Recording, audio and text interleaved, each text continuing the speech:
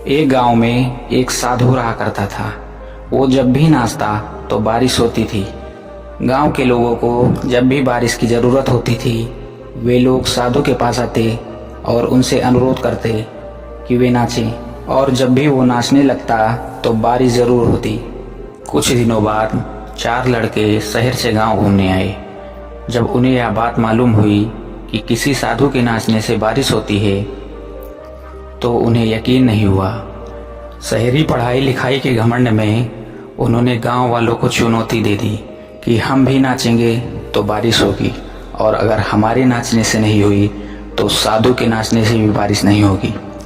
यह सुनकर अगले दिन सुबह सुबह ही गांव वालों ने उन लड़कों को लेकर साधु की कुटिया पर पहुंचे। साधु को सारी बात बताई गई। फिर लड़कों ने नाचना शुरू किया। आधे घंटे बीत गए। पहला लड़का थक कर बैठ गया, पर वह बादल नहीं दिखे।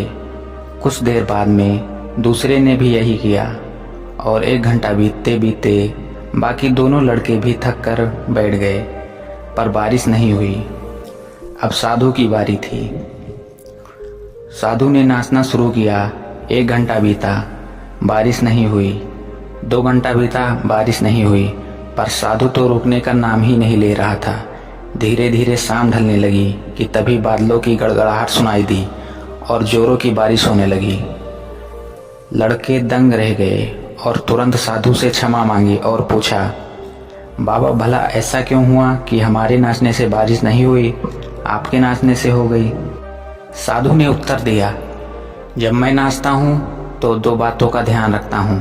पहली बात, मैं ये सोचता हूँ कि अगर मैं नाचूंगा तो बारिश को होना ही पड़ेगा, और दूसरी बात, मैं तब तक नाचूंगा जब तक बारिश ना हो जाए।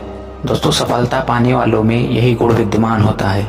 वो जिस कार्य को भी करते हैं उसमें उन्हें सफल होने का पूरा यकीन होता है, और वे तब तक उस चीज़ को करते हैं जब तक उसमें सफल ना हो जाएं। इसलिए यदि हमें सफलता हासिल करनी है तो उस साधु की तरह ही अपने लक्ष्य को प्राप्त करना होगा।